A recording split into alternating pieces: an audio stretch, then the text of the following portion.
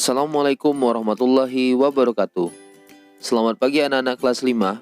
Hari ini kita akan melanjutkan kembali pembelajaran tema 5, ekosistem, subtema 1, komponen ekosistem, dan kita masuk ke pembelajaran 3 dan 4. Alangkah baiknya sebelum kita memulai pembelajaran pada pagi hari ini, kita berdoa terlebih dahulu. Baiklah anak-anak kelas 5, amatilah kedua gambar berikut ini. Kedua gambar tersebut menunjukkan Kepulauan Raja Ampat yang ada di Papua Barat dan Gunung Bromo yang ada di Jawa Timur. Keduanya merupakan dua tempat yang banyak dikunjungi wisatawan karena menyajikan keindahan alam yang mempesona.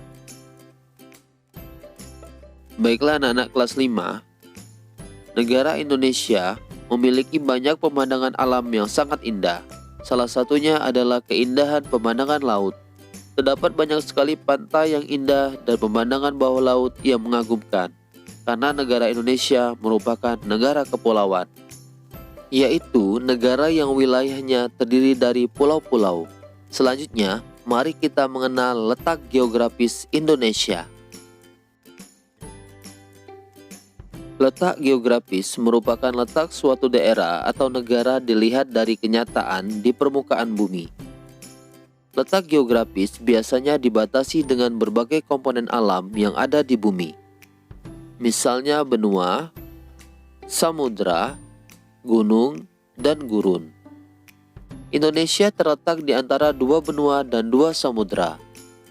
Dua benua tersebut adalah benua Asia dan benua Australia.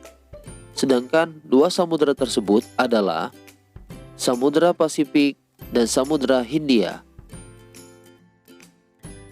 Secara geografis, Indonesia berbatasan dengan beberapa negara. Misalnya di sebelah utara, berbatasan dengan Malaysia, Singapura, Vietnam, dan Filipina. Di sebelah timur berbatasan dengan Papua Nugini, dan di sebelah selatan berbatasan dengan Timor Leste dan Australia. Namun dari beberapa negara tersebut, hanya terdapat 3 negara yang berbatasan secara langsung dengan wilayah daratan Indonesia, yaitu negara Malaysia, Papua Nugini, dan Timor Leste. Dan perairan yang mengelilingi wilayah Indonesia antara lain Samudra Pasifik di sebelah timur dan utara, Samudra Hindia di sebelah barat dan selatan, dan Laut Cina Selatan di sebelah utara. Baiklah anak-anak kelas 5, negara Indonesia merupakan negara kepulauan. Terdapat lebih dari 17.000 pulau berukuran besar dan kecil berada di wilayah Indonesia. Dari sejumlah pulau tersebut, sekitar 6.000 pulau tidak berpenghuni. Beberapa pulau besar di Indonesia antara lain Pulau Jawa, Pulau Sumatera, Pulau Kalimantan, Pulau Sulawesi, Pulau Papua.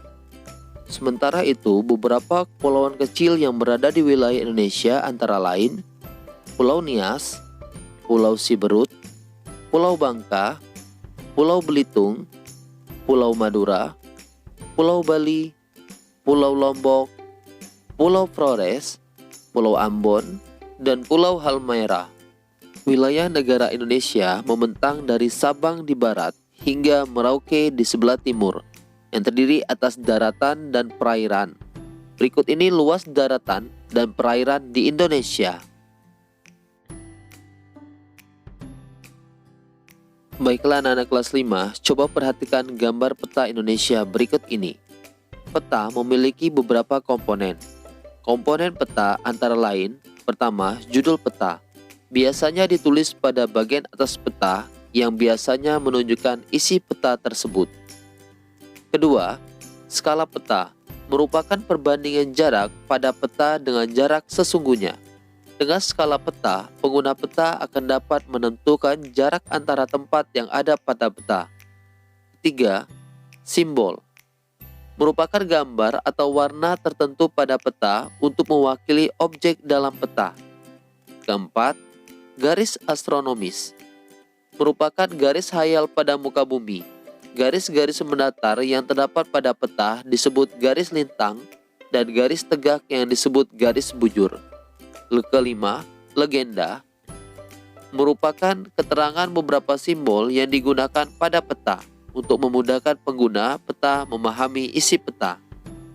Keenam, arah mata angin merupakan pedoman utama arah mata angin.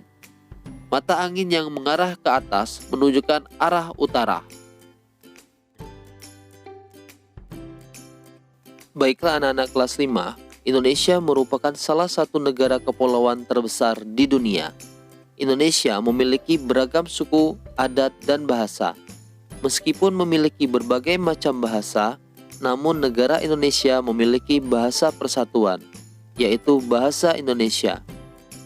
Anak-anak kelas 5, tahukah kalian sejarah tentang penggunaan bahasa Indonesia sebagai bahasa persatuan? Untuk mengetahuinya, mari kita lanjutkan pembelajaran kita. Peristiwa Sumpah Pemuda tahun 1928. Sumpah Pemuda merupakan salah satu peristiwa penting dalam sejarah nasional Indonesia. Peristiwa ini makin menyadarkan masyarakat Indonesia yang kala itu berada di bawah penjajahan Belanda terhadap pentingnya persatuan dan kesatuan untuk melawan penjajah. Kesadaran akan pentingnya persatuan dan kesatuan bangsa mendorong para pemuda dari berbagai suku bangsa yang ada di Indonesia untuk mengambil tindakan patriotisme. Situasi penjajahan Belanda yang diwarnai dengan larangan melakukan kegiatan organisasi mendorong para pemuda berdatangan dari berbagai penjuru Indonesia untuk berkumpul di Jakarta. Kongres Pemuda yang diadakan pada tanggal 27 dan 28 Oktober 1928 melahirkan peristiwa Sumpah Pemuda. Peristiwa ini menginspirasi seluruh lapisan masyarakat Indonesia terhadap pentingnya persatuan dan kesatuan.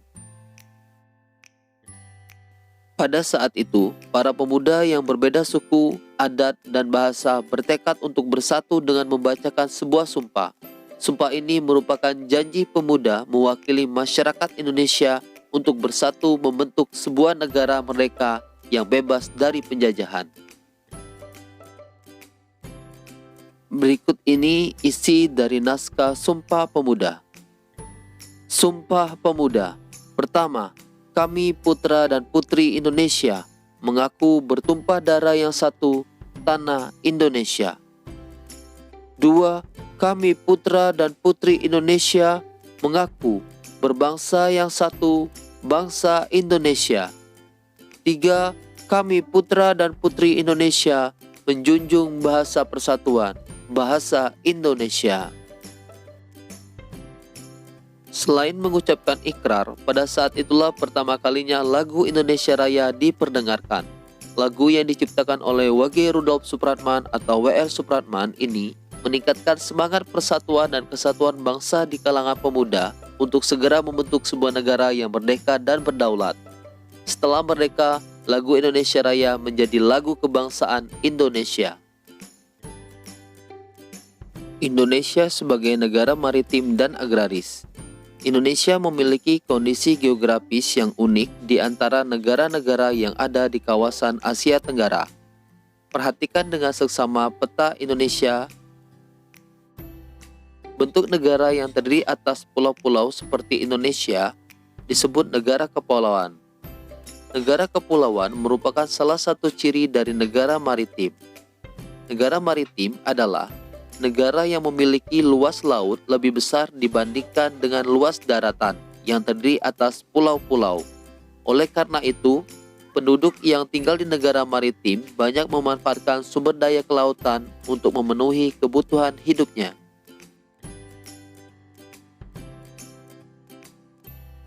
Selain sebagai negara kepulauan dan maritim, berdasarkan kondisi geografisnya, Indonesia juga merupakan negara agraris. Negara agraris adalah negara yang sebagian besar penduduknya bekerja sebagai petani yang mengolah lahan pertanian. Sebagai negara agraris, tentu saja negara Indonesia memiliki lahan subur yang sangat cocok untuk pertanian dan perkebunan. Baiklah anak-anak kelas 5, perhatikan kembali peta Indonesia berikut ini. Jika diperhatikan, negara Indonesia memiliki banyak sekali gunung berapi yang masih aktif. Abu vulkanik gunung berapi dapat menyuburkan tanah yang berada di sekitarnya. Tanah yang subur merupakan sumber daya alam yang penting untuk pertanian dan perkebunan. Keberadaan negara Indonesia sebagai negara tropis juga sangat menguntungkan. Adanya dua musim, yaitu musim kemarau dan musim hujan, membantu para petani dan nelayan Indonesia untuk bekerja. Kekayaan laut dan pertanian merupakan sumber daya andalan Indonesia. Baiklah anak-anak kelas 5, dengan menggunakan peta, kita dapat mengetahui kondisi geografis sebuah negara termasuk kenampakan alamnya. Perhatikan dua kenampakan alam berikut ini. Dengan mengetahui kenampakan alam, kita juga dapat mengetahui potensi sumber daya alam yang tersedia dan mata pencarian penduduk yang ada di sekitarnya.